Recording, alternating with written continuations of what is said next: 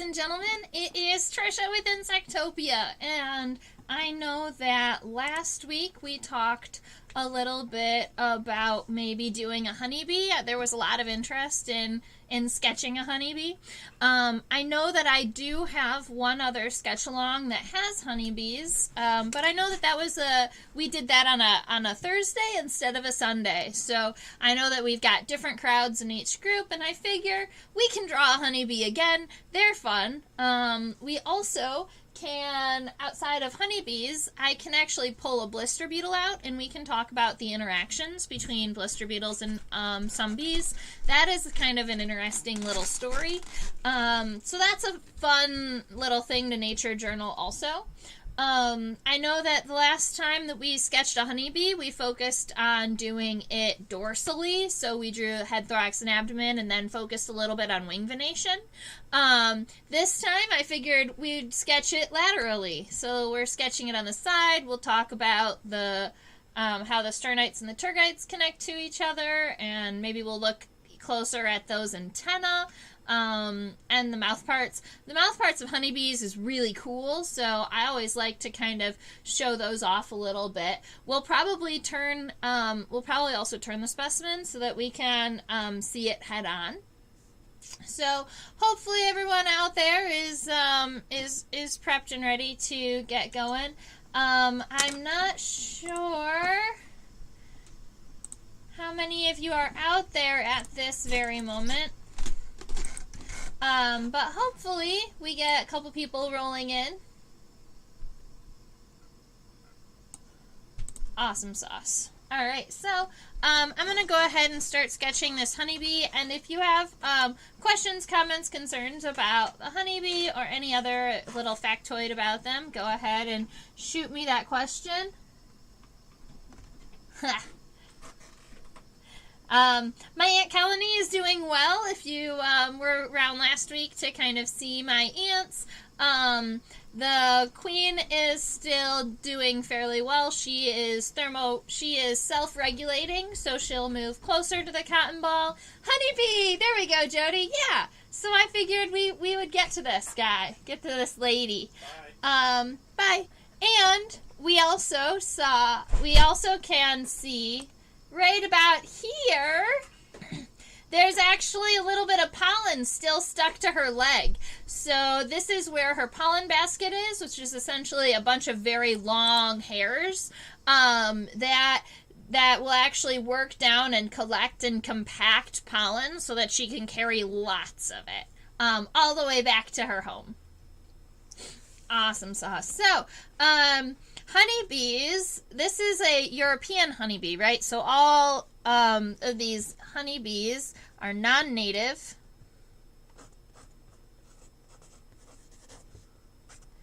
And you can have really interesting conversations about things that are invasive versus native versus non-native, right? So the honeybee isn't native to North America, but because we use it for agriculture and we gain benefits from it, we don't consider it invasive. Even though honeybees arguably can and will outcompete native bees and probably do affect the populations of native bees.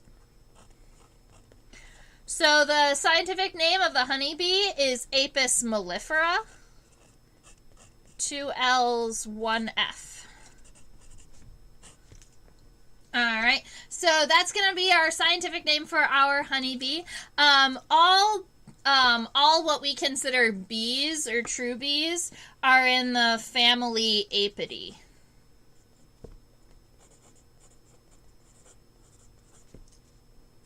But there are also all types of other, what you would consider like sweat bees, are in a different family. So, I don't know. They're in the family Apidae. I guess the common bee. Alright, so, we're going to be sketching her laterally. I do want to go ahead and zoom all the way out really quick. And I can give you a live measurement on her. So let's see.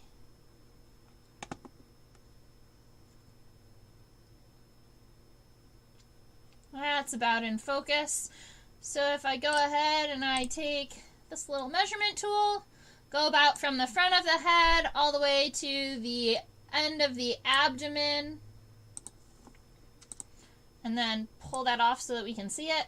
All right, so it looks like from the head to the end of the abdomen, she is about 1.15 centimeters long. All right, so that'll give you that measurement. If you wanted, we could, well, that'll be fine for now. All right.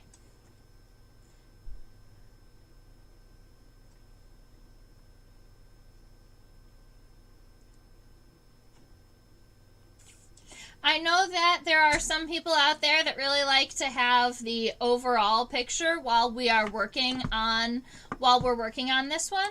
So I'm just going to go ahead really quick and create this as a photo so that I can have it. Here we go. Give me 2 moments and I can get this guy as a picture, and then I will upload it onto the screen so that we can always see the full body image.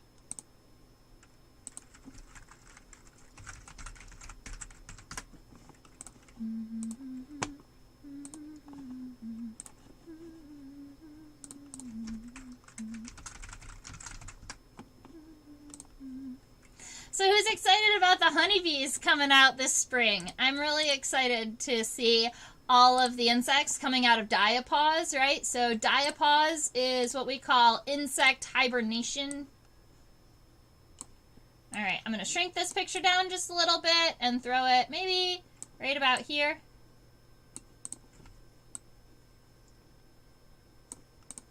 There we go.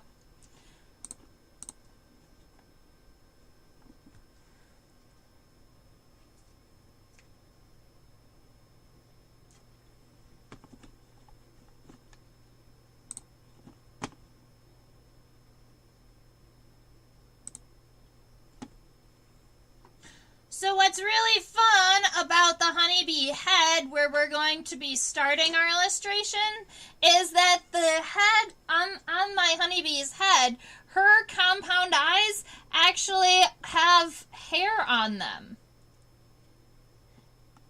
So if we zoom in right about here, we can see that right in this area, she has all of these long hairs, and they're coming out from in between her, the segments of her eye. I think that that is a pretty awesome characteristic of honeybees.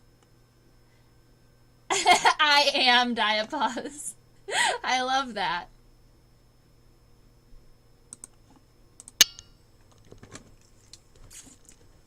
So I'm going to go ahead and get my overall sketch done. So this is what I've been doing recently to make sure that my sketches don't go off the paper, because frequently they have been, I've been starting my insect too large, and then, well, for you guys, right? I've been starting my insect fairly large for you so that you can see all the details, but then I end up going off the paper.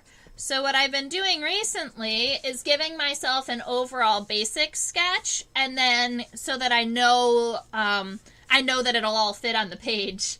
So our head is going to have this kind of upside down raindrop shape, but the thorax is going to be like a rounded square. And a lot of times insects are going to have a square or a rectangular shaped thorax.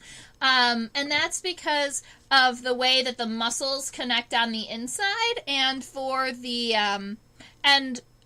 for like the wing motion and the leg movements, it's easier to work off of a square. And honeybees do have some type of some type of waist where the abdomen doesn't connect up here and down here, right? So when we're looking at the connection of the thorax to the abdomen, it's going to connect down here and come up a little bit. So something like that, which gives me enough room on my paper to give the whole sketch down. Perfect. Now, over here, we can see that she's got that awesome huge compound eye, and that compound eye, like I said earlier, has all of those seedy or all of those hair in it. I like to crosshatch inside of compound eyes. It'll just give us the overall texture that we're looking for the different, for all of the different little eyes inside of the compound eye. Ommatidia, I believe, is the word for those. Let me look that up really quick. Yeah, so the compound eye, if you wanted to talk about all of the little pieces inside of the compound eye, those are the ommatidia, and that is the plural for the word. O-M-M-A, tidia, T-I-D-I-A. Right. So those are the ommatidia. And if you wanted to talk about one individual little unit, they call them like an optical unit, of the compound eye, that's the ommatidium. All right. Now our compound eye, and so we also have got these antennae up here in the front.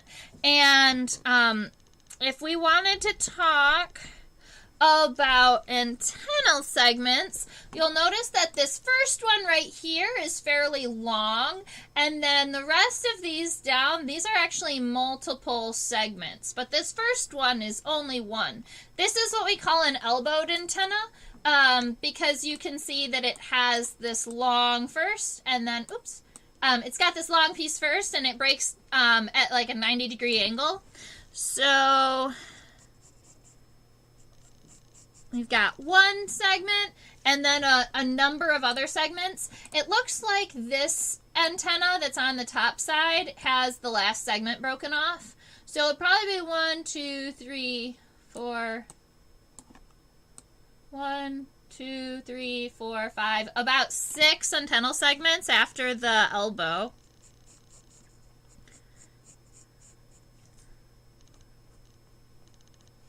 All right, and you can see both of them, but a lot of times when I'm doing a lateral sketch, I'm only going to be drawing one set of everything just to keep things from getting too confusing. All right, this pointed area at the bottom of our head is actually the tip of the mandibles, so we could go ahead and give ourselves this little line here. Now the mandibles...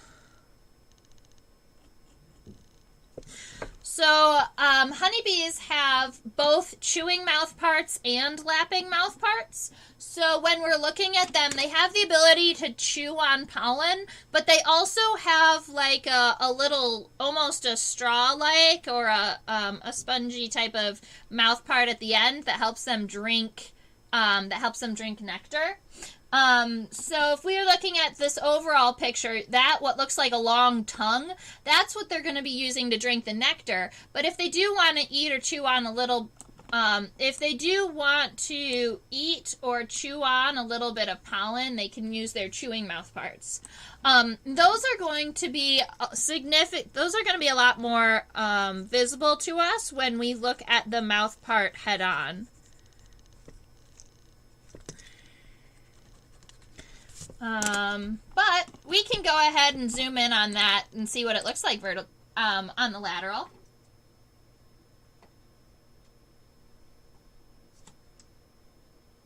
It's on the other side of the pin. Let's see if we can zoom past it.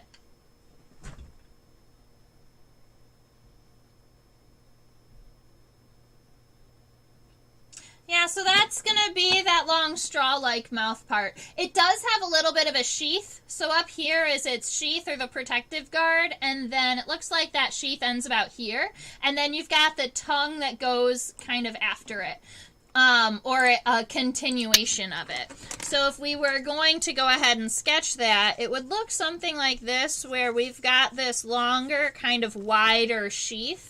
And then coming out of it, we have this thinner kind of mouth part that comes to a very fine point.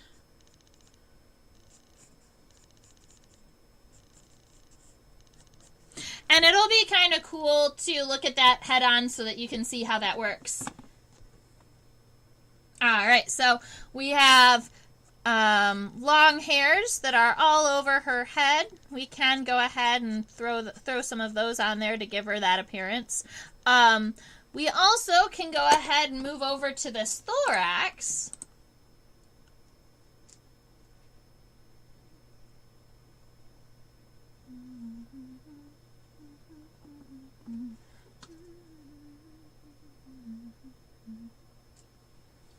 All right, so it is pretty difficult to see any of like the features of the exoskeleton on the thorax beyond all of the hair, right? So there's lots and lots of fluff that we're looking at. But what we can look at are the legs. Let me see if this front pair of legs, it only, right, we can see the middle pair and the hind pair pretty well. But up here, there is a front pair of legs that is pointing forward. And I'm thinking, I'm going to activate this really quick. And I'm going to look and see if the other side might be better to see that leg. The front legs like to kind of stay tucked up near the head. So it looks like that's probably going to be the best that we can get. So we'll be able to zoom in on the middle and the hind leg, but the front leg looks like she's going to hide from us a little bit. Ow. My toe is cramping. Owie. All right, we're good. All right, so we've got this. A lot of times we break the thorax into the pro, the meso, and the meta, and that's where we want to align the first, the second, and the third pair of legs. The first pair of legs is a lot of times kind of closer to the head, whereas the second and third pair of legs, they are going to be pointing backward. And there's a lot of times this gap between the first and the second pair of legs. So you can see that here. There are some species of wasps.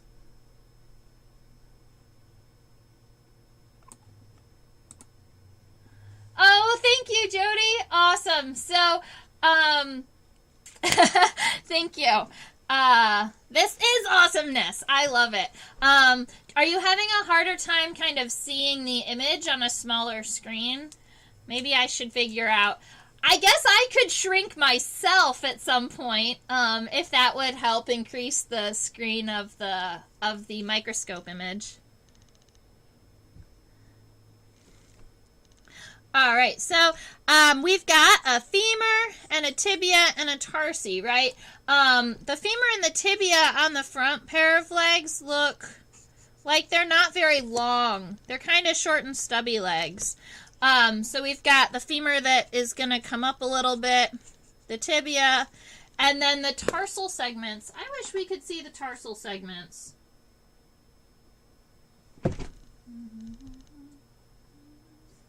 I'm going to check the microscope out, see if I can find another angle.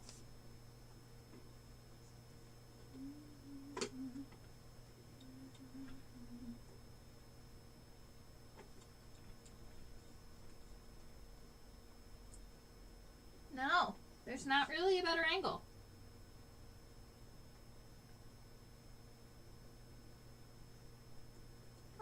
Maybe this.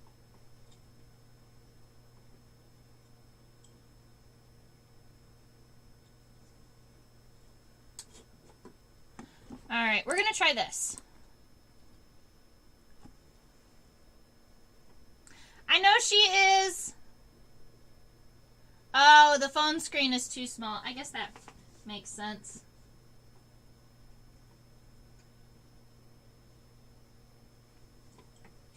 All right, so we're just flipping her a little bit so that we can see the segments on the legs. The front leg is now up here to the left. This is the front leg, the middle leg, and then the hind leg. And my front leg looks like that it's still going to be a little... Oh, you know what? If I zoom in at this angle, I think we can see it.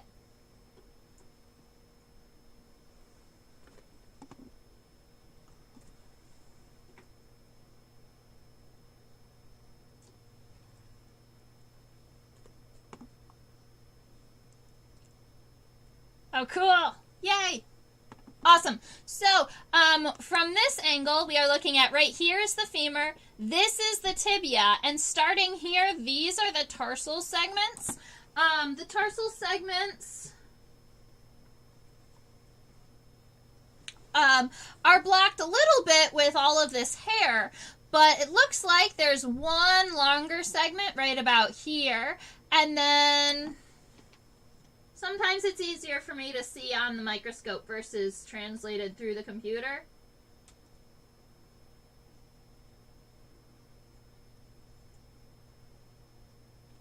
Alright, so it looks like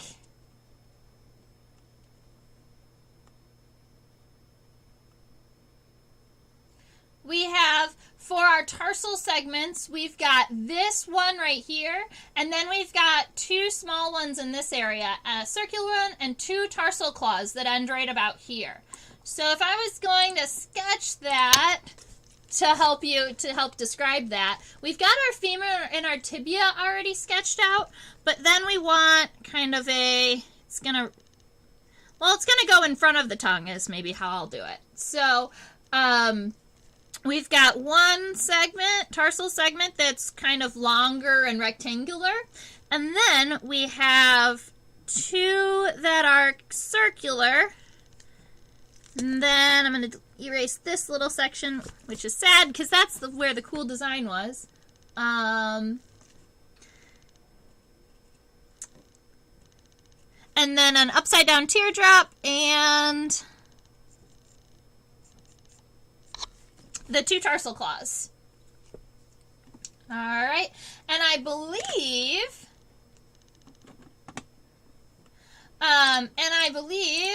we can just go ahead and move this down in this direction to see our middle leg and our hind leg at the same time. There we go. Yes, you're always invited to have two windows open. So, there we go. All right, so this is going to be our middle leg. This is the femur and maybe it's got a wide tibial segment. Yeah.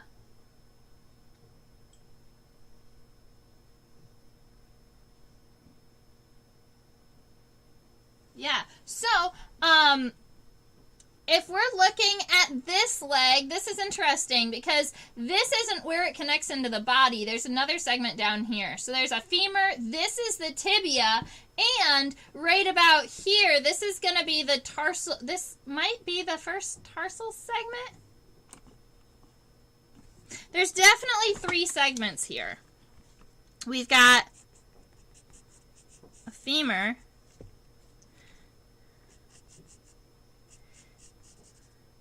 this wide flat piece. Oh.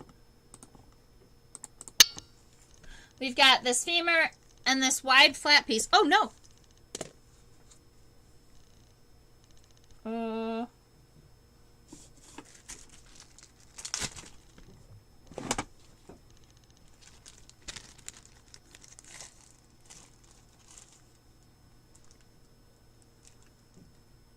Uh-oh.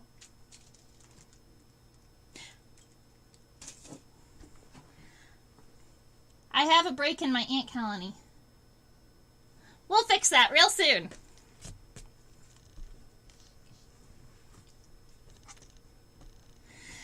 Okay. And then we have this flat piece. Now, I guess it has to be. Wonder if it's an expanded trochanter.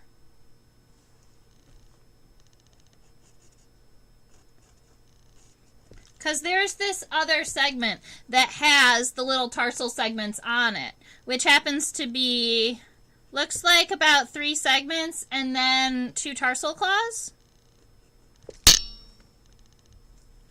Gaming grandmas! I love it! Alright, so we have that middle leg. The hind leg is really fun because the hind leg actually has the The hind leg has the pollen basket on it.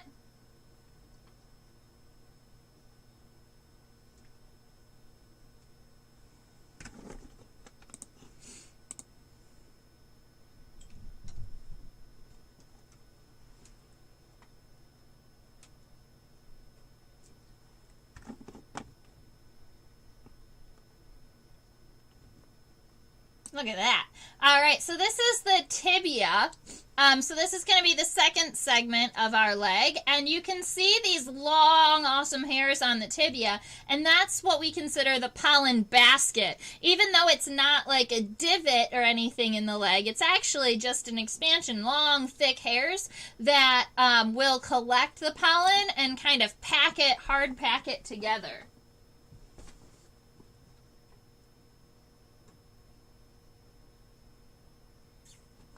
So I'm going to get that sketched, and then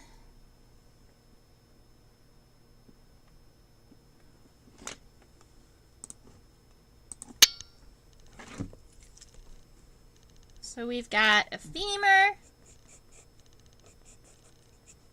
the tibia, and this tibia from the side is going to look pretty triangular. It's going to be narrow in the top and wide at the base. And then it has all of these, it's almost like a really tall pyramid. It's triangular in its cross-section. And so it's got all of these long hairs on the end of it.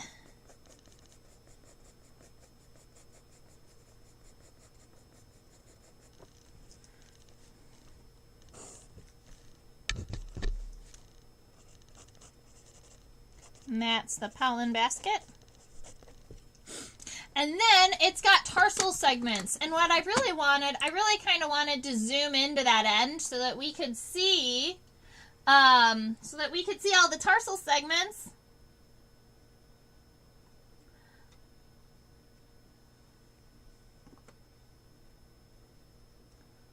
Those are so cool.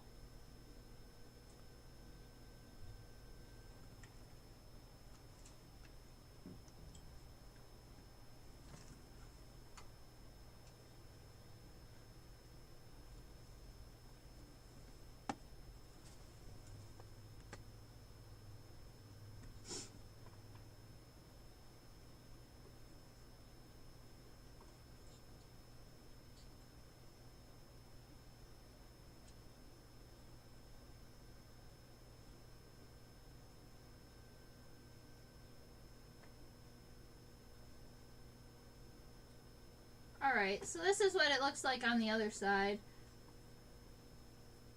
And this one does have the tarsal hook, so we know that that's the end.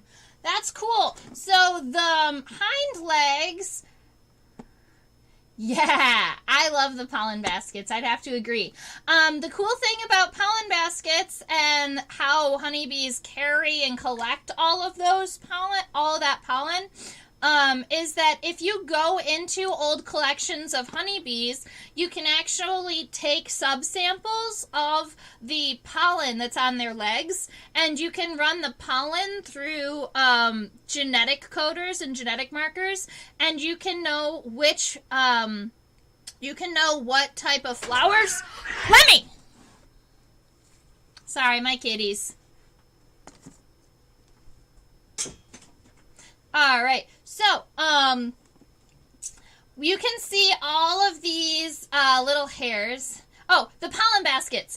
When you are, you can actually subsample the pollen off of the pollen baskets, and then you can know what type of flowers the honeybee had gone to and pollinated.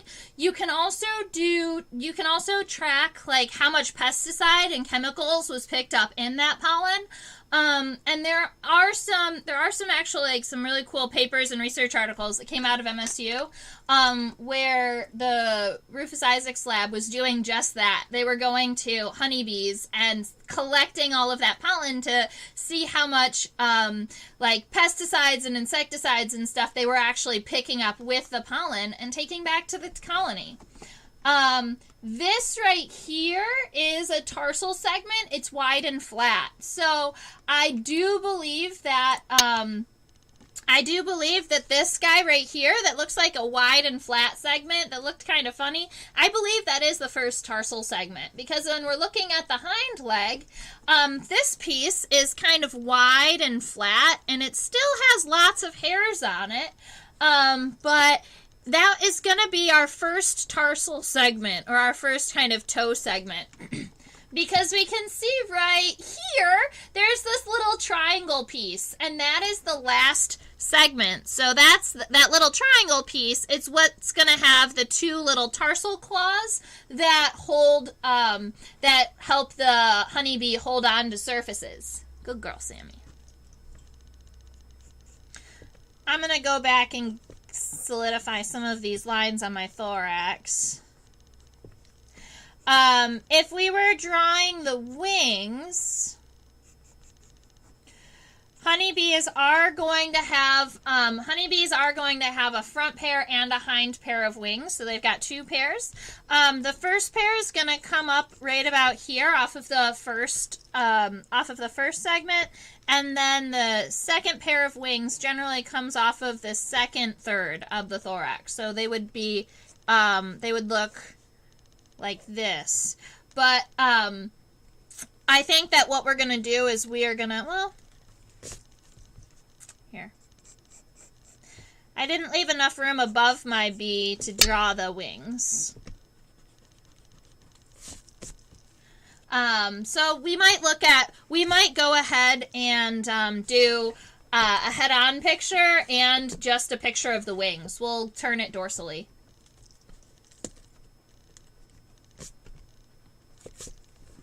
Cool. All right, so we've got the head, we have the thorax, we have all the little segments on the legs. Thank you, Jody. I love, it's part of what I love is giving all the bonus information.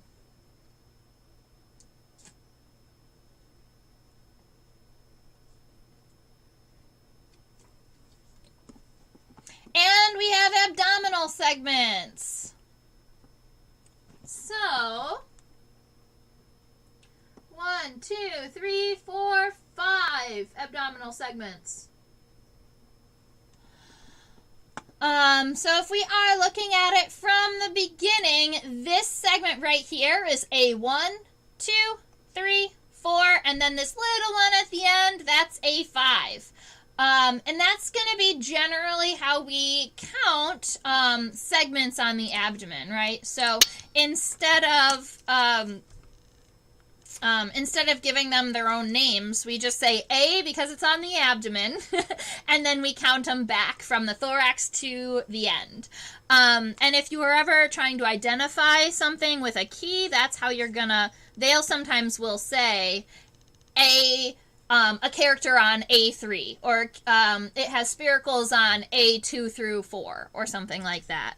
And so that's how you can count and tell the difference. I'm going to go ahead in my light sketch, and I'm going to divide all 5 segments out. So maybe the first one is kind of wide, so I'll go here. So that's 1. And then 2, 3, and 4 are about the same. 2, 3, and then 4, and then the little segment at the end. So something like that, where we're taking our segment, our abdomen, and we're lightly dividing it up. Now, with abdominal sclerites is the word for it.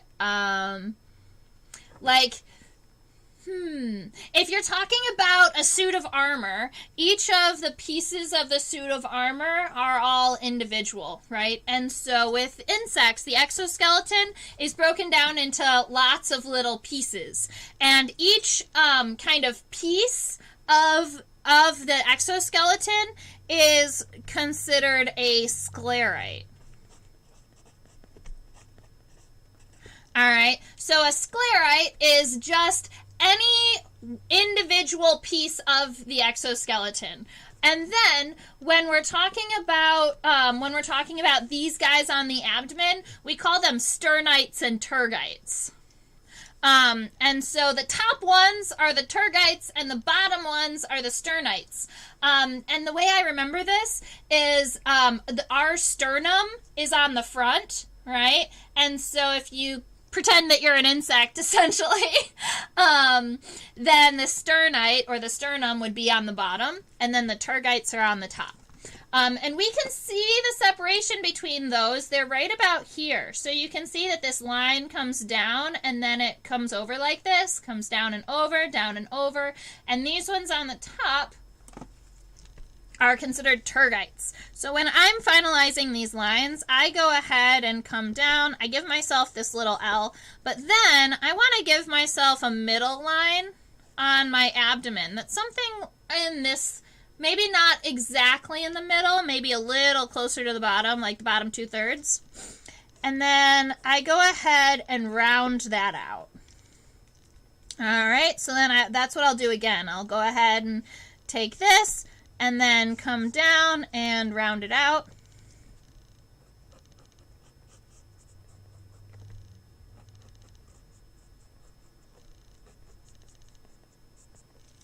All right, and then all of these top guys, Tergite,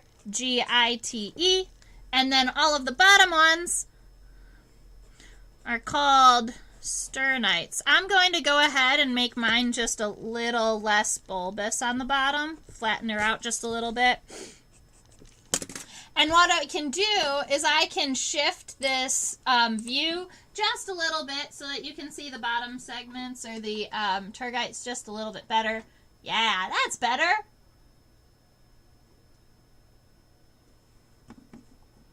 Yeah. So you can see them right here along the bottom. I appreciate you, Jody. Thank you for joining us every week. I wouldn't be doing it without people like you who come every week. It makes me very happy. All right, so we have a honeybee body. We've got the head, the thorax, the abdomen.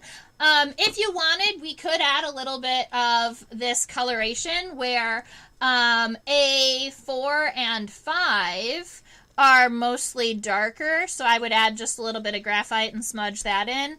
And then we've got a little line on A3. And then most of the thorax is pretty much black. So I would shade this thorax in a little bit.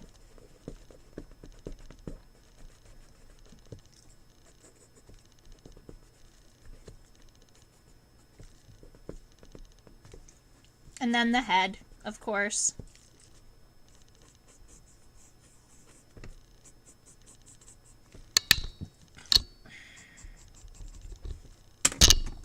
What's the scientific name for elbowed antenna?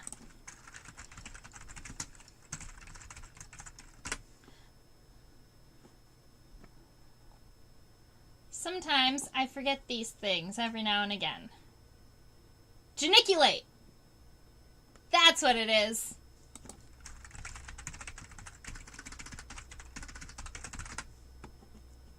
Yes. So, the word geniculate actually means bent at a sharp angle. All right. And so that was an easy one for scientists to say. We can call it elbowed antenna, but your scientific name, if you're ever looking at it, this is called a geniculate antenna. Alrighty.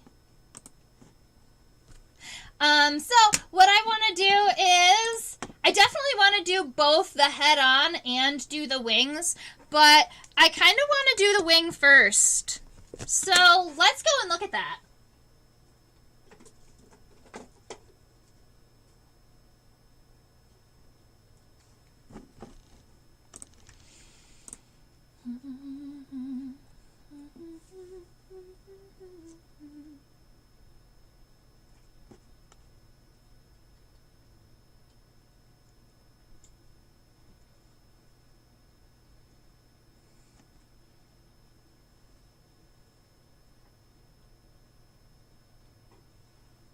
Wings, plural.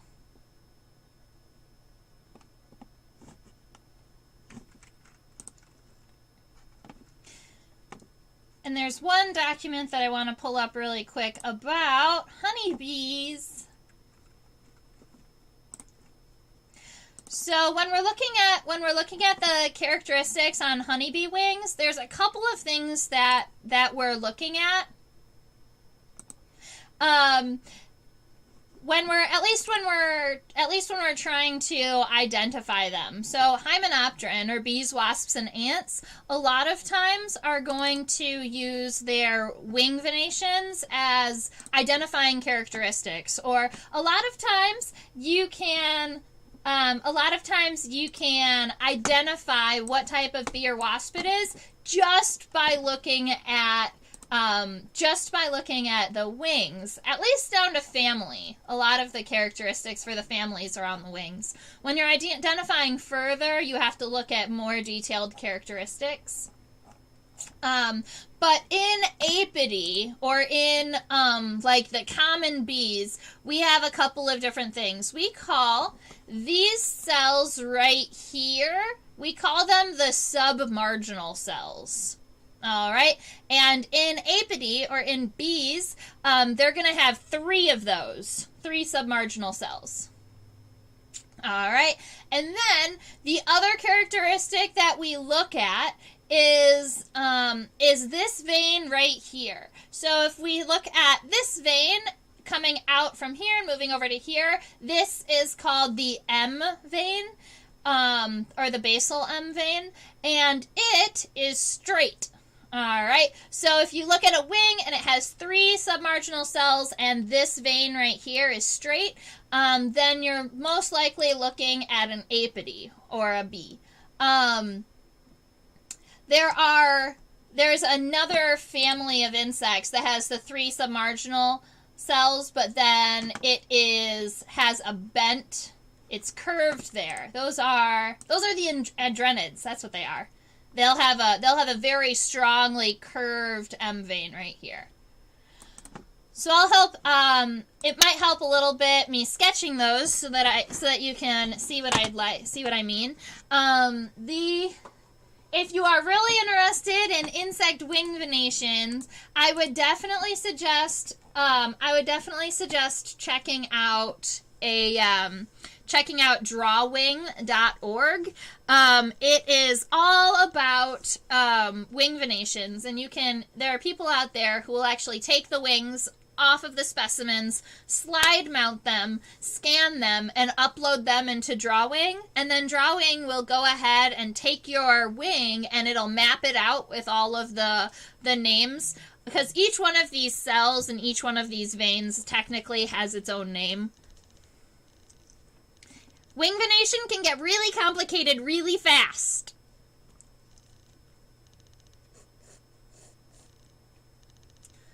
You color yours with colored pencils. See, I need to go ahead and get myself some good colored pencils. I have some, but I think I'd like some like really good ones.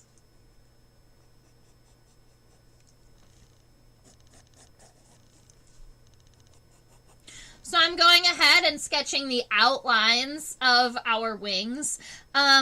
Honeybees do have 4 wings, so they have a front pair and a hind pair of wings. Most insects on the planet do. Most insects on the planet have a front pair and a hind pair. The only type of, well, there are 2 orders of insects that have 2 wings instead of 4 wings. The first one, and the most common one, are Dipterans, or the flies. All flies have 2 wings instead of 4. And the other type are called Strepsiptera, and they are not common, and people generally don't see them unless you are looking for them. And they are really funny looking. I was seeing if I had that sketchbook right here within my reach. Not at this very moment. I'll have to show you guys an image of a Strepsipteran. They're pretty cool. All right, so we have this first cell that's fairly long. And then we have the 3 submarginal cells, and that's going to be one of our key characteristics for this family.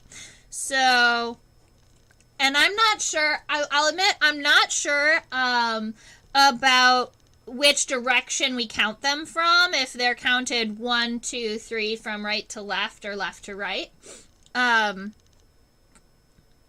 But all 3 of these submarginal cells connect to this guy right here. And so that's 1, 2, 3 for a descriptive characteristic. And then the M basal vein, which is the one that comes off of 3 right here. It's straight.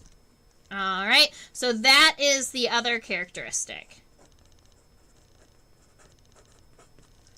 All right, and then I'm going to finish up some of these veins, so they're going to look a little bit like this. And I'm going to do the rest of these veins fairly light, because they are not they're not veins that a lot of times we worry about when we're identifying just yet. At least down to family.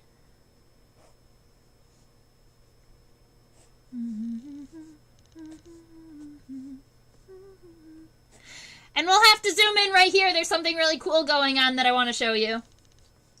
The wing venation in the hind wings are just generally not as important as the wing venation in the front pair of wings. So, all right, we're going to throw it something like that. Now, we're going to go ahead and zoom in on the characteristics between the front and the hind pair of wings, because our insect has something kind of cool going on here. Something kind of snazzy.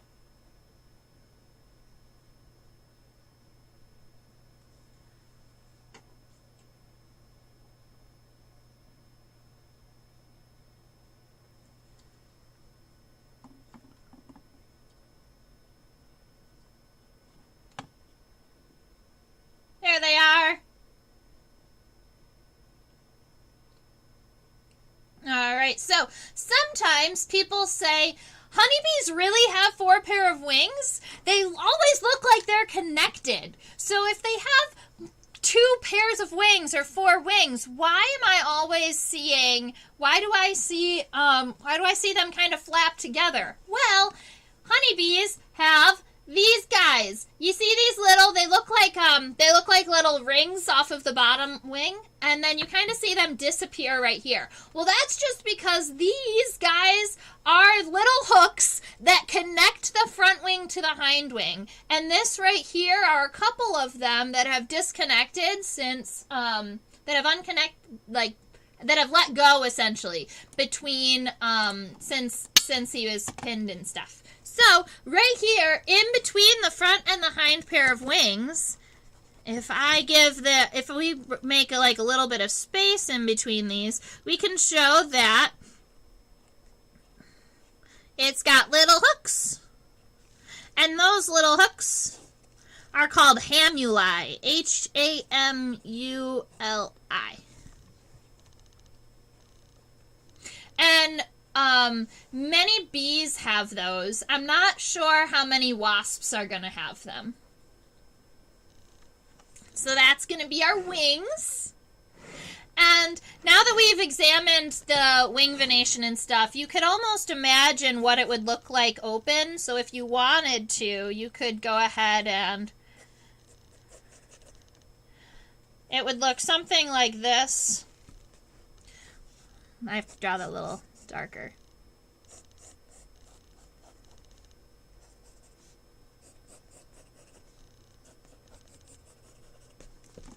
They would look something like that. It's just going to circle the word bee. Honeybee.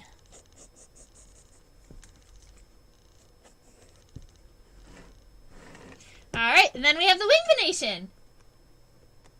What type of bee is it? We're working with a honeybee, the European honeybee, Apis mellifera. Alright, and that gives me just enough space right here to check out our honeybee head on. Because I want to see the mouth parts.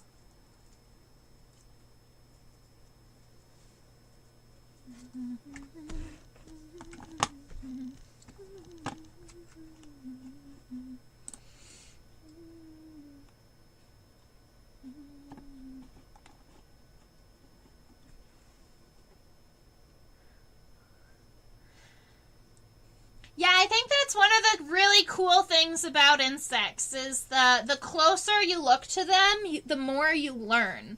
You know, you can say, "Oh, I've seen a honeybee a million times," you know, but once you start looking at them up close, I swear I learn something new about these guys every time I look at them. For instance, the really wide tarsal segments on the hind pair of legs, that was something that I hadn't really counted out before. Oh, I believe she also has ocelli. You can see one of them from this angle.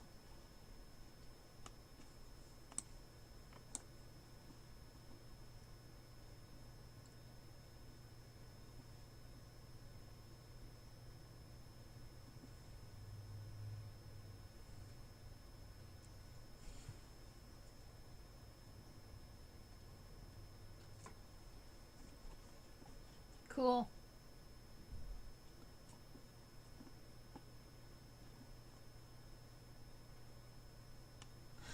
All right, so this is gonna be our head on. Oh, the zoom is too high. That's better. That's way better.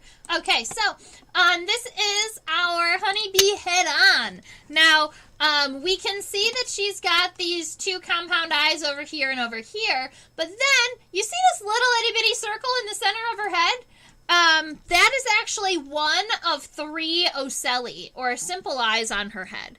The simple eyes are shaped in a triangle, so if we were looking from a dorsal, if we were looking at the top of the head from a dorsal view, the ocelli are like this.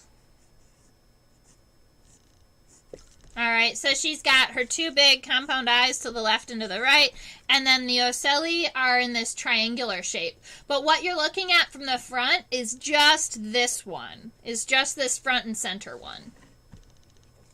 So her head is very triangular, roundy and triangular, narrower at the end. And it actually can go all the way down to a point if you are considering in those mandibles at the base.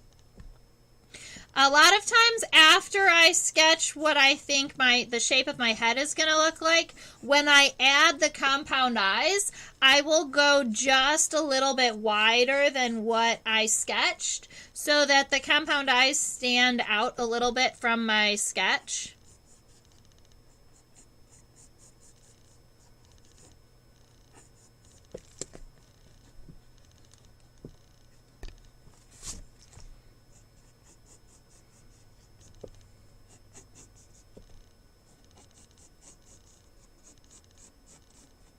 Alright, so she's got those 2 long compound eyes. Maybe this one gets a little bit wider. Yeah! Alright, and then she has this little ocelli up here in the front.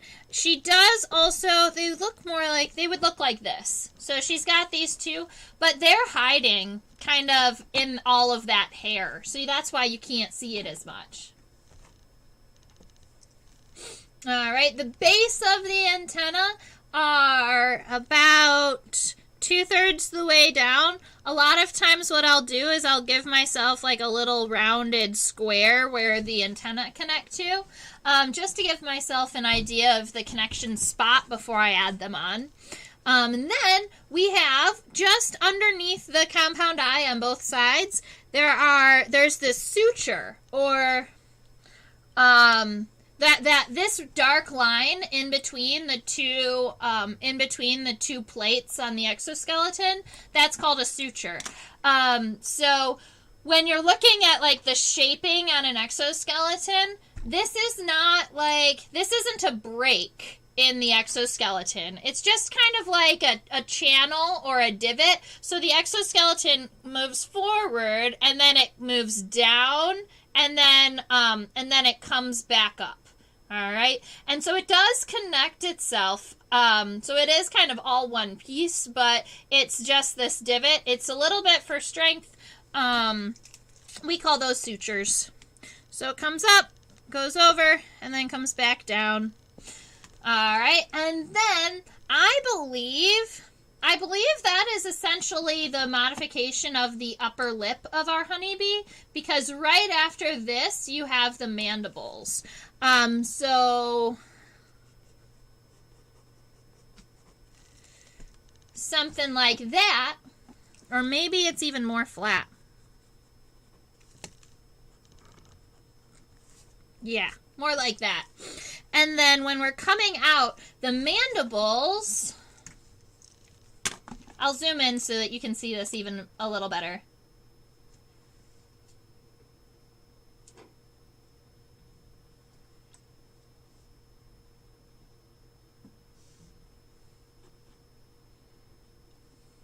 Yeah.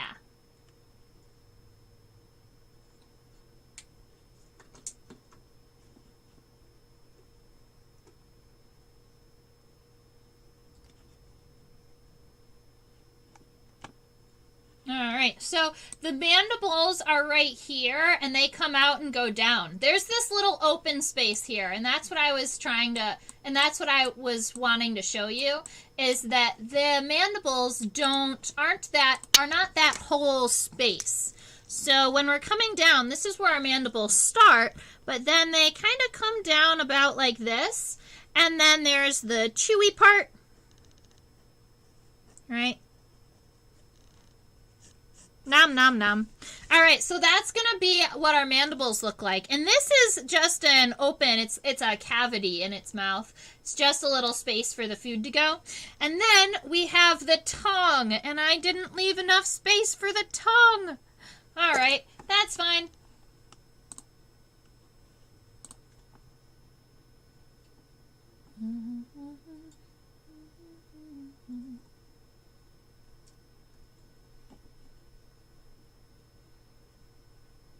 All right, so something that you're going to notice is that on the tongue part of the mouth of our honeybee, this section right here is like the sheath that protects the mouth part. All right, and so this is long. It's broken up into two, and it kind of holds the holds the tongue essentially. But then once you get to the tongue area, this right here, you can see that it is nice and furry, and that's gonna help my honeybee uptake fluids. So I'm actually going to end up sketching all of this tongue stuff probably on this one right here. So I have this. So I have the sheath kind of taken care of, but what I want is I want to zoom in on that end just to kind of see. I don't think I've zoomed in on the very end of this mouth part before to see what it looks like.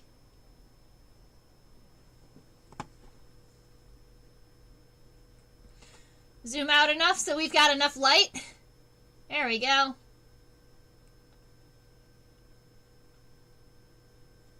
So this is where the tongue part is coming. Oh, look at that! Those are the palps! It's got little palps! Oh, look how cute it is!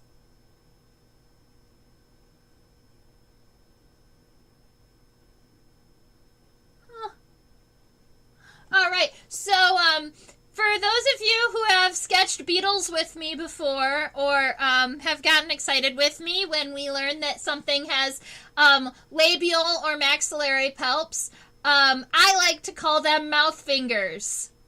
Alright, and I enjoy seeing them just because I think that they're cute. And so right here, we've got two little itty bitty segments. And so something that you should know about insect mouth parts is all insects have the same basic mouth parts, but then they are modified from those. So generally, insects are going to have some type of palp or mouth finger, whether they are on the labium or the maxillary. And I'm not sure which modified part these are on, but they're little mouth fingers, and they look like they're two segmented, and they come off of the sheath. So up here, it's going to be in the way of my toes essentially, but I'm going to move it up just a little bit. You have a two-segmented palp on either side of the sheath. Mouth fingers.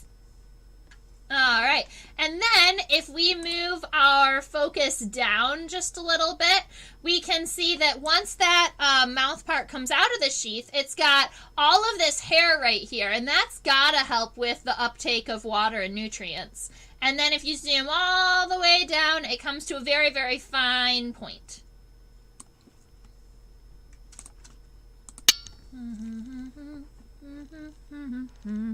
So I'm going to go ahead and give this actually a couple of segments and down to a fine point.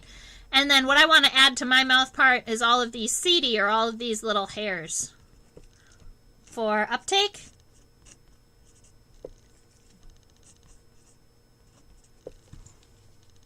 That's what I postulate. Yeah, the palps on the grasshopper. Aww.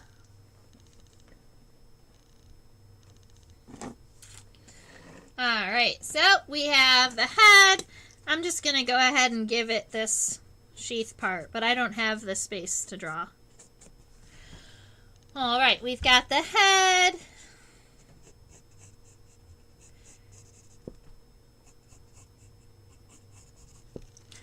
Okay, go ahead and give these.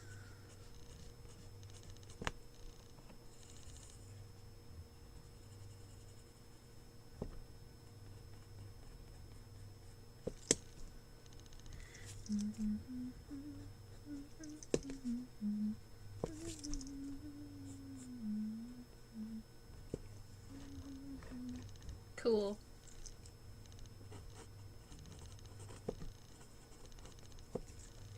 Alright, so I think that is our honeybee.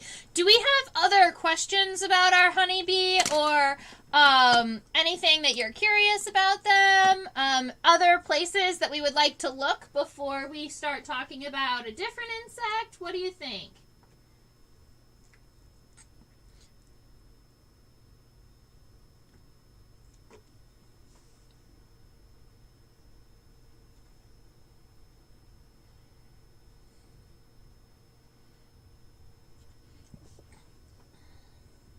I'm going to go behind my magic curtain and find myself a blister beetle.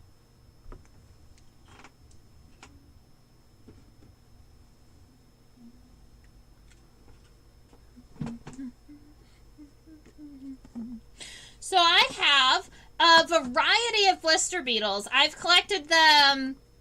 There are so many species in the American Southwest, and they're kind of fun to collect. So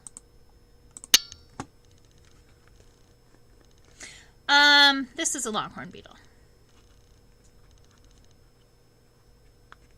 But all of these guys up here on the top, these are all different species of blister beetles. The Charlie Brown blister beetle is one of my faves, but we've already sketched... Have we already sketched him? We could do the black racing stripe guy. Let's see. I kind of want to do the pipe...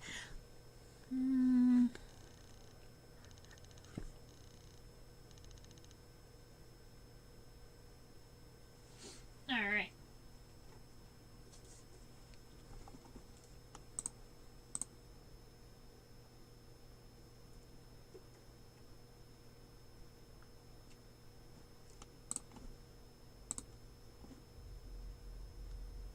All right, so this right here is something that we call a blister beetle. All right, so blister beetles have a very, very interesting life cycle, and not all of them interact with honeybees, or not all of them even interact with only bees. They have interactions also with grasshoppers and I believe cockroaches. But here's how they grow up. Blister beetles, when they start as a little bitty baby, actually I probably can sketch this out with you while I'm talking. So blister beetles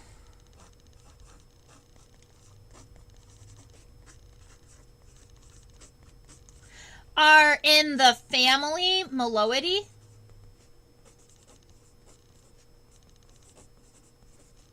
All right, and they lay individual eggs. So we've got a little egg here, and once that egg hatches,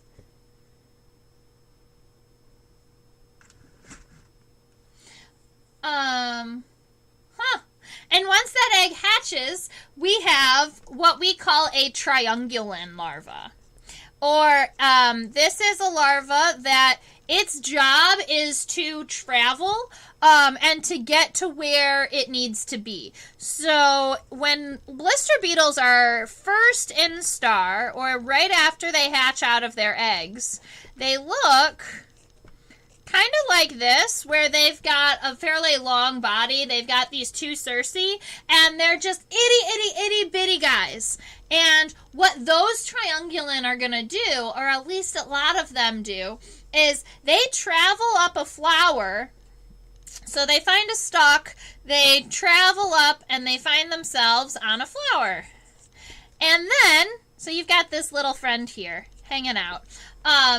And they will actually release the pheromones of a queen bee, of a female that is waiting to be mated. And so the males will come down and they'll land on the flower looking for the lady friend, saying, "Hey, I'm ready." And then they'll come down and they'll pollinate a little bit because they're on the flower. And guess what? These triungulin larvae, they jump onto the male bee and they hold on. They say, "All right, we're going for a ride." All right. And so they'll actually hold on with their little claws to all of that hair on the male honeybees or on the male bees. And then they'll wait for the bees to mate with each other. So the male and the female, they'll come together, they'll mate, and during the mating process, these triungulin larvae they move from the male bees to the female bees. And then they follow the female bees all the way home into the hive. Now, once the triungulin is in the hive, so I'm going to draw a couple hexagons here.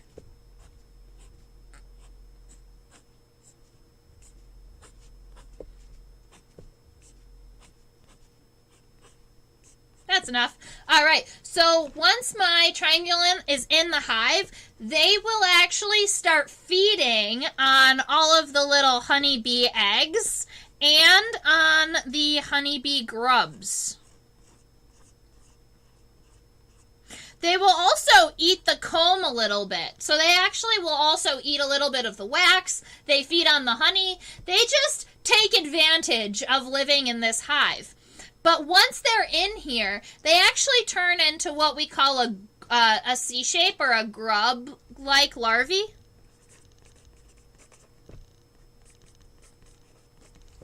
And so instead of having long legs and being mobile, once they get into the hive, they just turn into this white maggot-looking guy. And they're still predatory, but they lose their legs, really. And they kind of they feed, and then they wait, and they pupate actually inside of the hive.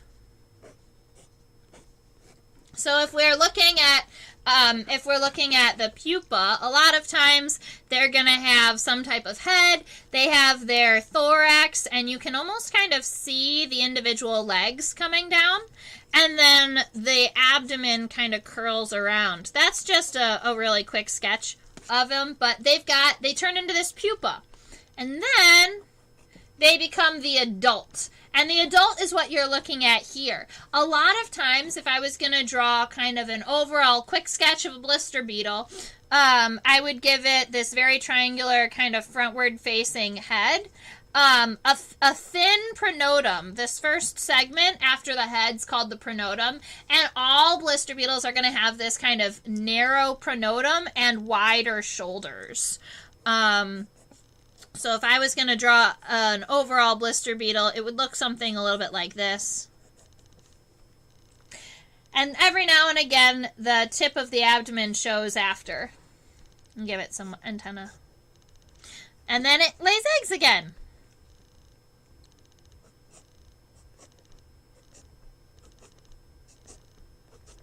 All right, so that's our that's the life cycle of our blister beetle, and it's also why I like to talk about them when we're talking about honeybees or bees, because this whole life cycle here is really, really cool and interesting because it has two different immature stages, two different larval stages. And so what we call this, instead of it being just a complete or a simple metamorphosis, we call this a hypermetamorphosis.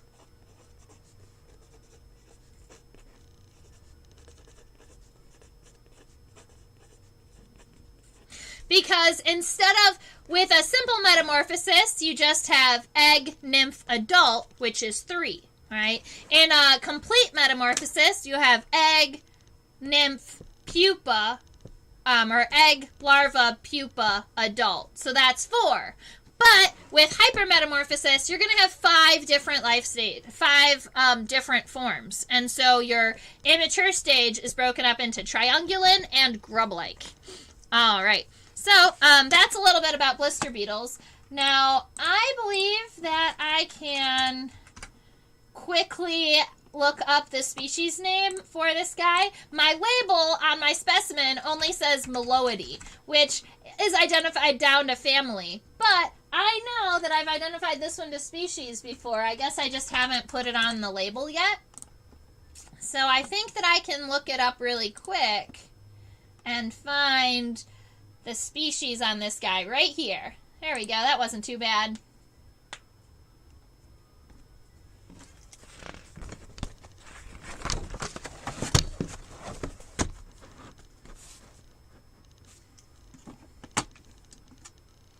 Pyrota acurstiana. I wonder if there's a common name for him.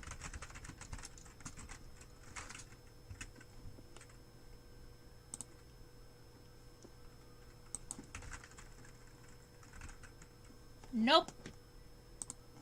All right, so this, we just have the scientific name. Sometimes insects don't get common names, just because there's so many species. This guy is Pyrota acurstiana.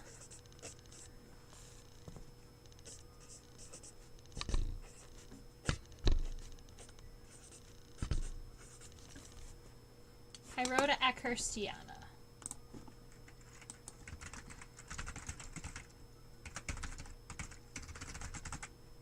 I typed the scientific name in the chat box just in case you're having a harder time reading my writing there. Good. I'm glad that I covered all of the important things for the honeybee for you. So we will be able to sketch this guy. This blister beetle is a lot of fun dorsally, I think. So we're probably going to sketch him dorsally. That is as zoomed out as I can get, so I'm going to have to pull the specimen over to this, oh, there's our honeybee. I'm going to have to pull the specimen over to the side to get her measured out for us. So not including the antenna from the front of the head to the abdomen, I would say is about 1.9, or you can probably just say 2 centimeters.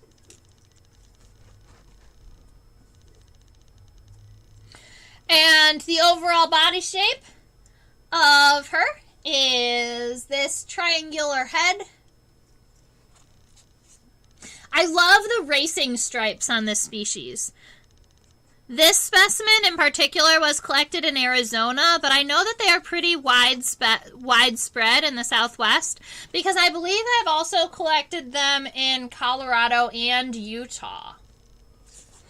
So I've got a head. I'm going ahead and lightly sketching the outline so that I know I've got enough room. The pronotum. The shoulders.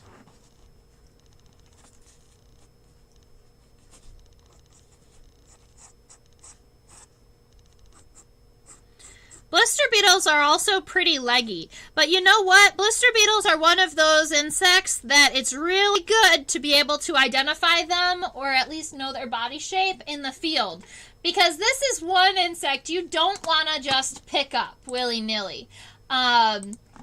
They will exude a toxin that does have the ability to burn your skin. The toxin that they emit is called cantharidin, and it has the ability, it's strong enough, I believe the cantharidin that they release isn't 100%, right? It's diluted probably with some other chemicals and some water. But if you were to take that cantharidin and what's the word for like separating out the toxin from all the other stuff? Cantharidin can be used to kind of to burn off warts and to remove tattoos. What state am I in? I am in Philadelphia, so I am in Pennsylvania. But I do absolutely love to travel. Last summer, I drove 5 weeks around the United States. I drove all the way to Arizona and back. And I collect bugs every night. And sometimes I even reach out to my Facebook page and say, hey, who wants to meet me? I'm going to be in these areas at this time, and I'll run little, like, nature bug hikes. I went collecting in Kentucky when you guys had a large cicada emergence. I ended up in Kentucky one time, chasing the cicadas. That was a lot of fun. That was probably in 2013 or 2014, maybe. Might have been after that. It might have been 2016. I would have to look at my specimens. That's the cool thing about collecting insects, is because I know that I learn exactly where I was and what dates. I can just remember by looking at the specimens. It's fun to have specimens from times and dates and locations that are special to you. And so many of my specimens come with their own stories. I'll remember where I collected them and what I was doing when I collected them. So that's one of the... It's like having a whole box of memories.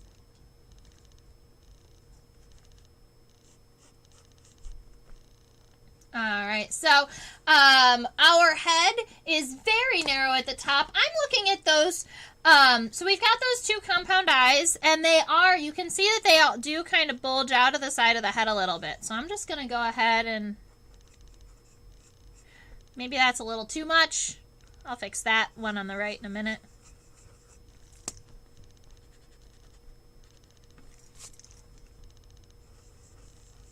That's better. I made the eyes so circular, it looks like he's got glasses. That's funny. Alright, I'm interested in those two little dark dots in between the compound eyes. I'm wondering if those are actually ocelli or if they are just spots. Those are just spots. Those are just colors on the exoskeleton. So we've got the compound eyes at the top. If I zoom down a little bit so that you can see, these little guys right here and right there, those are the labial palps.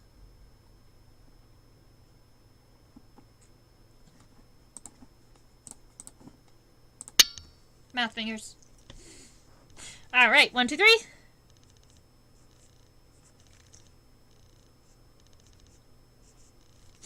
All right, and then the antennae are coming off of kind of the edges of this triangle.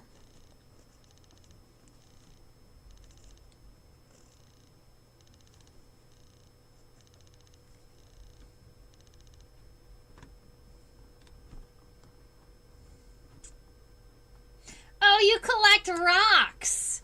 That's fun. Doesn't Kentucky have a lot of geodes?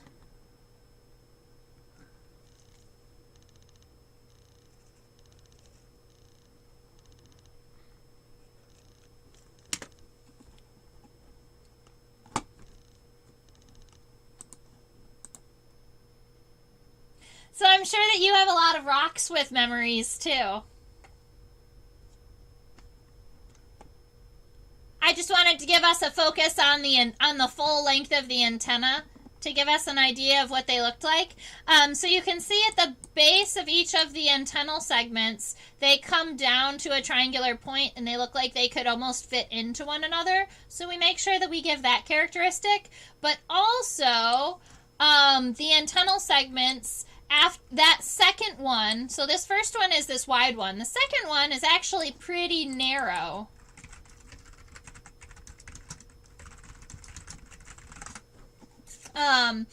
And there are a couple of names of the antennal segments that I haven't brought up in the past, but I figure we can go ahead and talk about them really quick. So, this first segment on the antenna, and you'll be able to see this on a lot of your other sketches too once you know what they are. So this first segment of the antenna that tends to be longer and thicker and is the one that connects to the head, that's what we call the scape, S-C-A-P-E. And then this second one, the one that's always, this second one tends to be very small. It's going to be where, I'm not sure why this one is small and has a separate name. Entomologists. This one's called the pedicel. And then the rest of them are called the flagellum. All right, so the rest of them from here all the way to the end are the flagellum. And that is how all insect antennae are counted. So if we were to go back and look at this antennal segment, this first one right here, the really long one, that's the scape. And then the pedicel is this first segment after the scape. And then the rest of them would be considered the flagellum.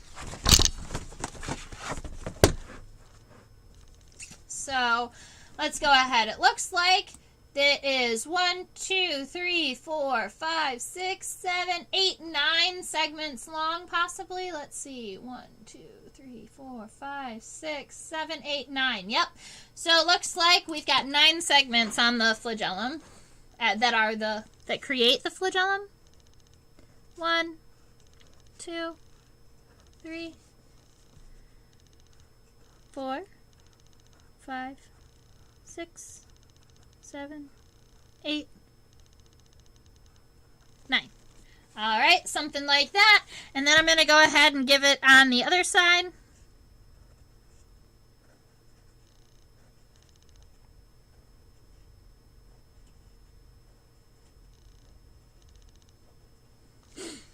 I did the right one better, but that's all right. Okay, so I'm going to go ahead and give these 2 little spots on the center of the head.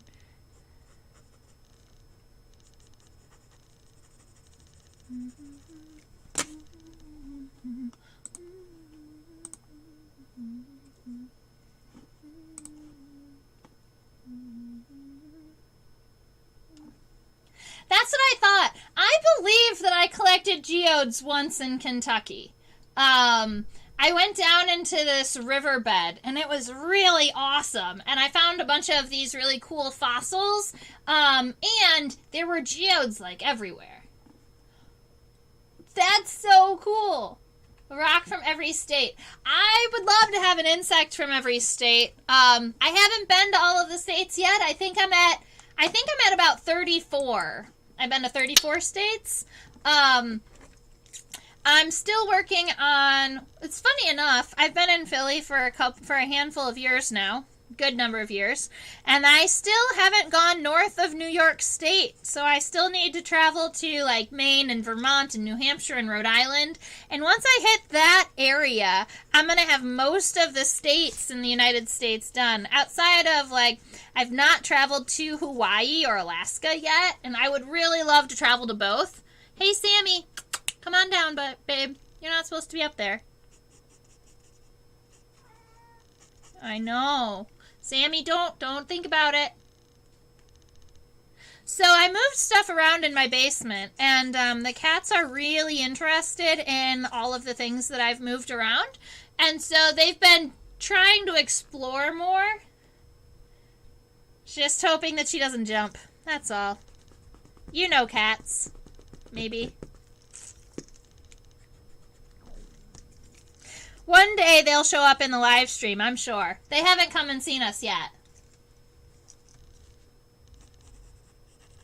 I think I got red. Got red. I just don't have like that orangey color right next to me.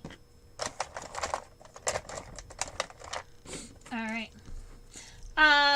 So we've got this guy right here. That's our pronotum, the first segment of the thorax. That's also where the elytra are connected, right? So the elytra are these hard shells of a beetle. The first pair of wings of a beetle are called the elytra. Singular, it's elytron.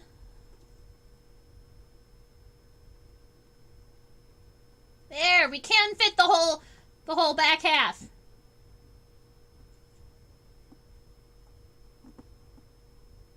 And I'm curious, they don't have a scutellum, really?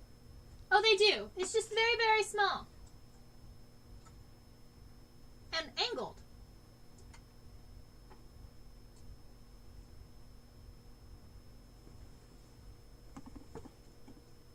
So a lot of times beetles are going to have a triangular piece on the top between their elytra. That would be right here. And it looks like it's kind of rounded around the edge, so it's not as defined as many scutellum in beetles.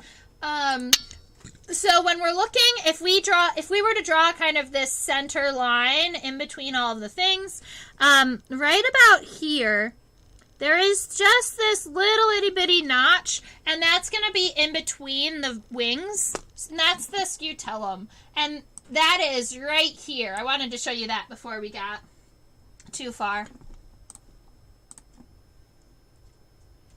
Because hopefully I can leave the beetle like this.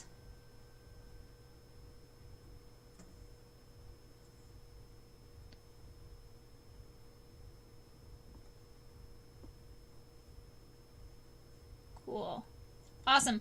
So that gives you the idea of what they look like from the top.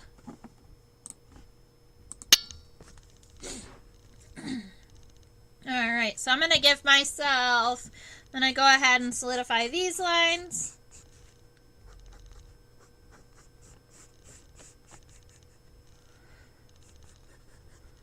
Make them just a little longer than I thought before. Yeah. All right. I'm going to go ahead and give this central line right here between the elytra.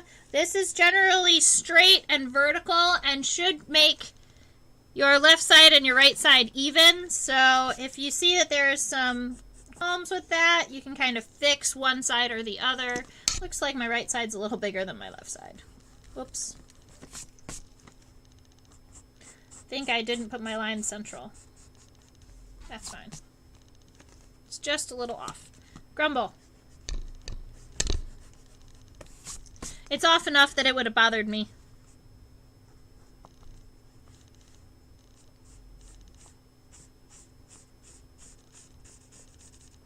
That's better. Okay. And then around that edge, right, so we've got all of these red racing stripes, and we have this divot with red here. So the red kind of comes up and over.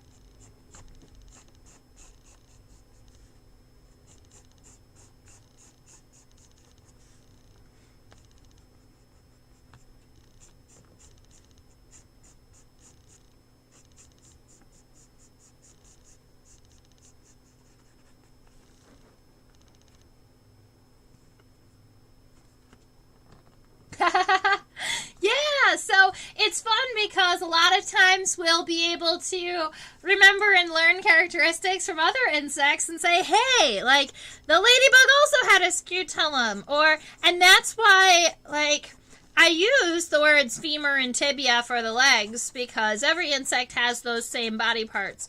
And that's why I thought, well, maybe I should give you the names for the pieces of the antenna because that's going to be the same on everybody too. And I forgot to write flagellum, so I'm going to go ahead and do that.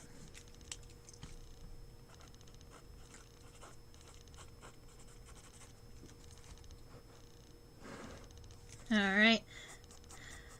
I'm coloring in these darker spaces, and maybe I will come back with red colored pencil and color them. I've also thought about using maybe some pastels. I think that those might be pretty in these artworks.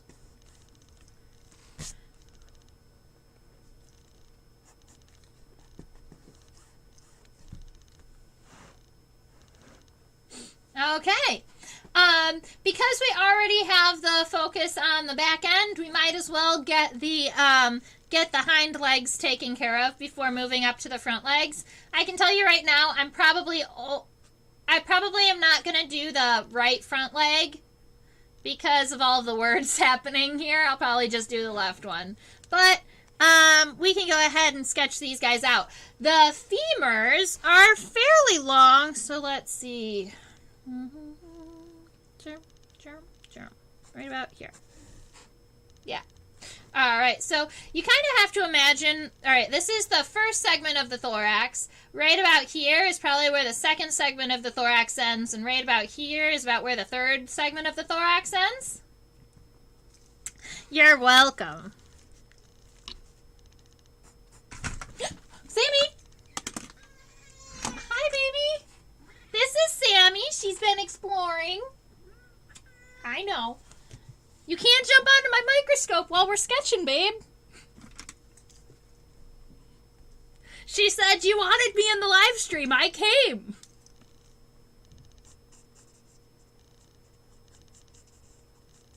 She's the oldest of the kitties in the house. All right.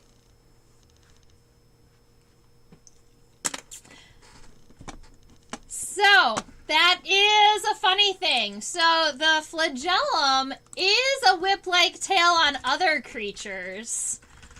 Let's see.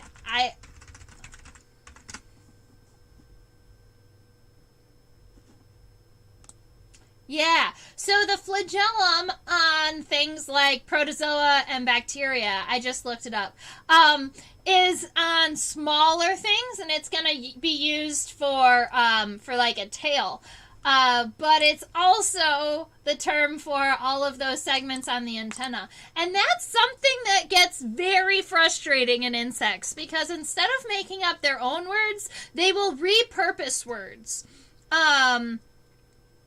And, for example, the scutellum in beetles is right here, and it's in between the wings. But there's a scutellum on a fly that doesn't really make sense for this part. And so sometimes you have to know both the word that you're working with and the type of insect that you're working with to figure out what they're actually talking about. Yeah.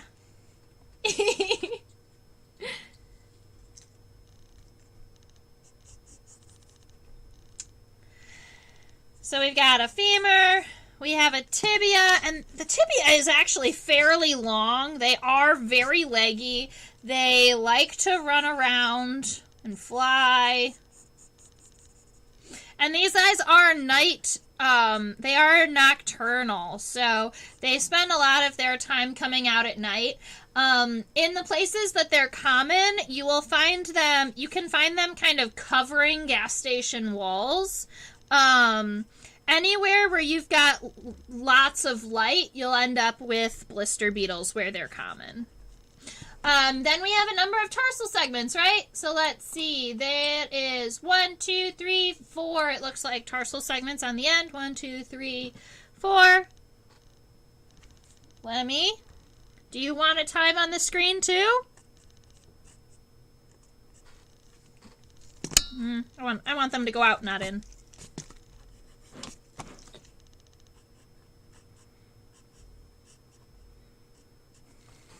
All right, so I've got one leg here. I'm going to go ahead and do the left leg, femur, tibia,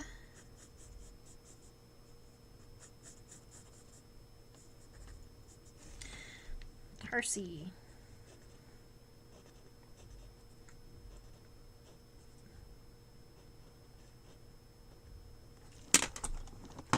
Alrighty.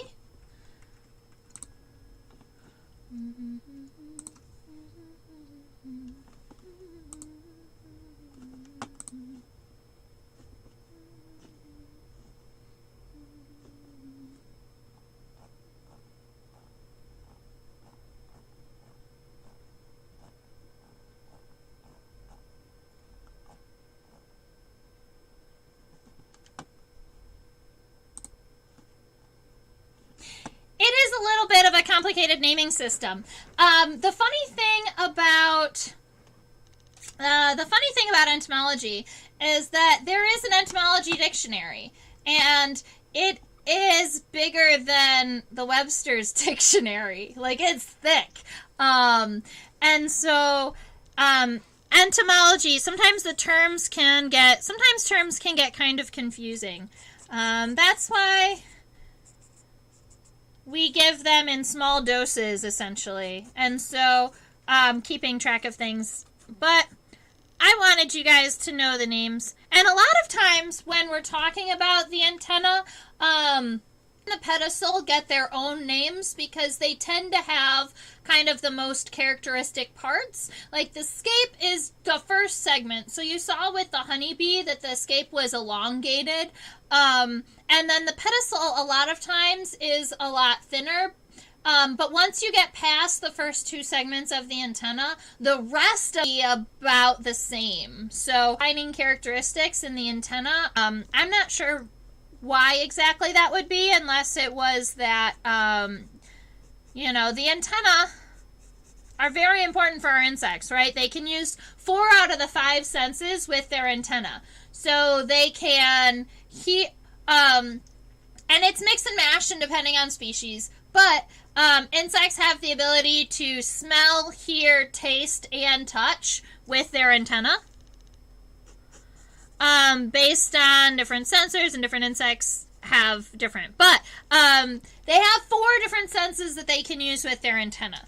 And so if an insect, and they're fragile, so if an insect's antenna breaks, they might lose some of these longer segments, but hopefully they don't lose the base ones. Right? They're not going to lose their antenna from the base. Generally, if they get in a fight with another insect, or they knock them off, or they get it stuck on something, they're going to lose these segments. And so these are a lot of times very similar. That would be my guess. All right, so let's count the segments on the middle leg. 1, 2, 3, 4. Is that 5? I think it might be 5.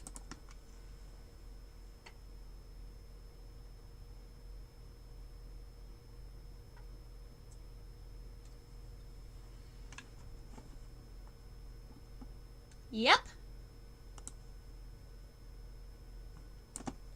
So the middle leg has 5 tarsal segments.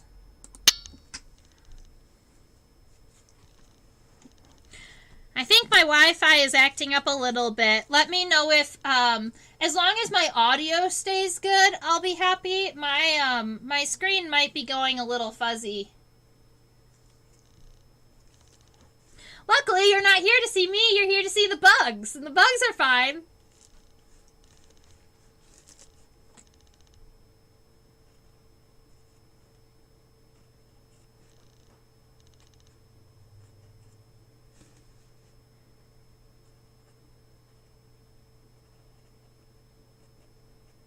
I gave it the little curl that these guys have because it looks like the front leg and the middle leg both have their tarsal claws very curled in.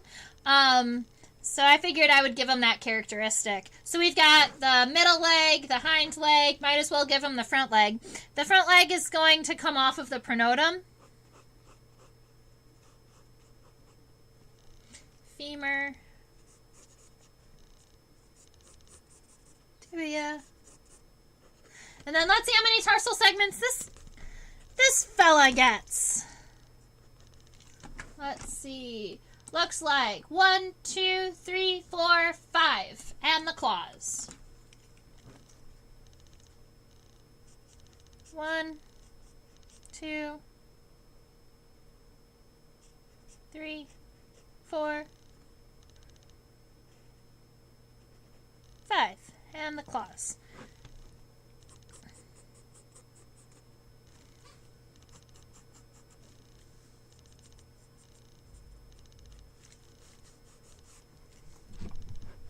Cool stuff.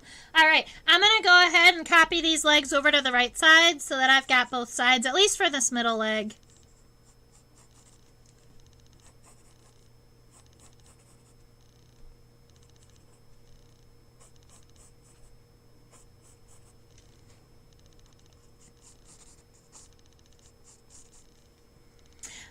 So, I mean, when you're talking about the flagellum that's at the end of the protozoa, or that's at the end of a sperm cell, right? They call that the same thing.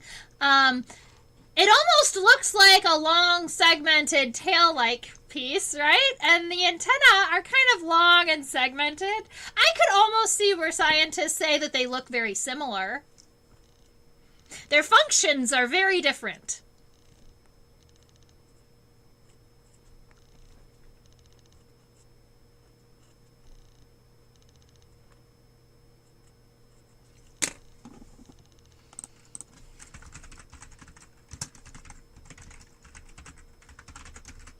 So when we're working with beetles, a lot of times when we're going through a key and we're trying to identify something to family, they'll ask about something called the Tarsal Formula. And I believe we talked about tarsal formulas when we were talking about ladybugs. Because the tarsal formula for the ladybug was apparently 444, I believe. Now, with tarsal formulas, you've got 3 numbers, and they go with dashes. So, you've got the front leg, the middle leg, and then the hind leg, and then we count the little toes! And so, on that first leg, we had 5 tarsal segments. On the second leg, we have 5 tarsal segments, and then on that third leg, we have 4 tarsal segments. So if somebody was to ask you, what's the tarsal formula for this beetle, how you would write that is 5-5-4. So this is a 554 beetle, and that's going to be the tarsal formula. So sometimes, a lot of times, keys are going to ask you for that if you were actually going through and identifying them. And this tarsal formula is going to be the same for the entire family of beetles. So all blister beetles are going to have this narrow pronotum with shoulders and a 554 tarsal formula. Now, this is something you can only see if you're looking at it under a microscope, right? You're not going to be able to be out in the field nature journaling and see those and say, and know exactly what it is. So when I'm looking at these blister beetles out in the field, characteristics that I'm looking for are this narrow pronotum, the shoulders, and a lot of times when you're looking at them in the wild, the head is kind of curled down a little bit. I make sure when I pin my specimens to try to kind of pick its head up so that we can see all of the characteristics dorsally. But sometimes, like maybe this one will focus. Oh, I've got to turn the autofocus on. sometimes with specimens, you can actually, let's see, apply. Let's see if that'll work. Yeah. So with, for instance, this specimen right here, she definitely curved her head. It definitely curved its head down when it got pinned. So you can see it's kind of droopy a little bit. And that's going to be something that's common for this family of beetles. Make sure when you pin them to kind of hold the head up, the whole front end will kind of turn over and curl down. And that's a characteristic for the family if you are looking at them in the wild, right? If you're seeing them and they kind of have their head kind of curled down like that, that's something that you can see. Aw, thank you. See, and I would love to travel and meet some of you guys and go on bug walks together and maybe nature journal. It would be so much fun. I love bug hikes. I'm actually going to be working on doing some blacklighting at local nature centers around here for National Moth Week, so that'll be kind of fun. All right, so that's our blister beetle, Pyrota acrostiana. We got to talk about a lot of things today. We went over the entirety of this honeybee, and I am kind of in love with this page because it has all of the features for the lateral, but then also the wing and the head, which are like my two favorite things. I think the only way that this image could get better is if I had a little space to zoom in on one of the legs and do like one of the legs would be kind of cool. We got to chat about the life cycle of our blister beetle before we sketched him. Just so that we knew a little bit about why is he so much fun and why are we talking about him when we were just talking about bees, right?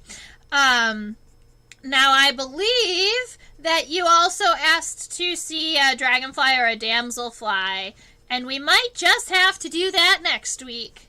But I am definitely down for trying to draw dragonflies and damselflies. I would definitely say that their wing venations are a little tricky and net-like, but we'll definitely be able to see them and give you an idea what they look like. Aw, thank you. I am happy to be bringing bugs to people, right? I think bugs are pretty much the coolest thing on the planet, and the diversity is amazing, and the way that they fit into their environments, purely like the way that each insect has its own place in the world, and there are hundreds of thousands, millions of them, right? And each one of them is unique to its own way, right? And so that's one of the things that I absolutely love about these ladies and gentlemen. Yeah. Check this out. I have I just put a sunset moth. I pinned and spread this Madagascan, they're called a sunset moth, right? Yeah. I just got this Madagascan sunset moth spread and pinned up. So I'm pretty excited. It is waiting to dry a little bit before I take these pieces of paper off. But once I do, we'll be able to check it out and sketch it and have a good time. Bug hike and a rock hike. Yeah! Man, that would be fun, and all we would have to do is find somebody who really liked mushrooms, and we could go on a very rounded out hike, and we could collect mushrooms and rocks and bugs, and then we could eat dinner. No. Saute up some mushrooms. All right, that would be fun. Oh, man. Awesome. So, that is what I have for you today. Let's see. Boop, boop, boop, boop, boop. All right, so that's what I have for you for today. If you have any other final questions, now is your time to throw them in the chat box. I am still watching. I have a couple of places that you can find me, right? You can find me here every Thursday at 10 p.m. Eastern Standard Time and Sundays at 4 p.m. Eastern Standard Time. All of the live streams are prepped early, so if you wanted to go and check them out, then you can click the little notification so that you can get reminded of when I'm going live. You can also just go ahead and click the subscribe button so that you can come and get notifications of when I post new videos. I'm working on a video right now on the Joro spider. I know that there's been a lot of interest in that spider and the fact that it is not native and that it's spreading and it's the size of your hand, right? So people are kind of scared. And I wanted to make sure that I got that taken care of. I also teach on a platform called OutSchool. This is for students. My classes, I have classes that range for kids ages 5 up to teen, so 5 to 16. For the teenagers, a lot of it is video creation, but I have junior bug clubs where we talk about a new bug every week and all of the kids get to interact. And so if there's a child in your life that you know that might want to do some virtual classes with me, you can find me there. And I'm on Instagram and I do Guess That Bug, where I get to post all different types of close-up microscope images, and then at the end of the day, I show you the full image and I tell you what it was. So that's something that I really like to do. And then over here, this is where you can drop a tip if you really enjoyed the class and you're having a good time and you would really just like to donate and bring and to help me continue to bring my love of bugs to the world. That's where you can help do that. Buy me a coffee. Doesn't have to be much. You don't have to at all. I just like to point it out. Oh, thank you, Jodies, for subscribing to my channel. I super appreciate it. Yay! Oh, spiders! Spiders are on the list. So I don't have too many spider specimens at the very moment. I might have one or two, so I'm going to have to go back and look at my alcohol. Spiders you don't pin. Spiders you keep in 70% alcohol. But I believe we're probably closing in on that time where we've hit a lot of the families that I have in my collection. And so we might be about to start dipping into immature specimens and my alcohol collection. That could be fun. So thank you so much for hanging out with me today. I blame you. Good. Blame me for your love of bugs. I'm okay with that. And you know what? You can tell other people too. You can say, hey, I blame this internet person for my love of bugs.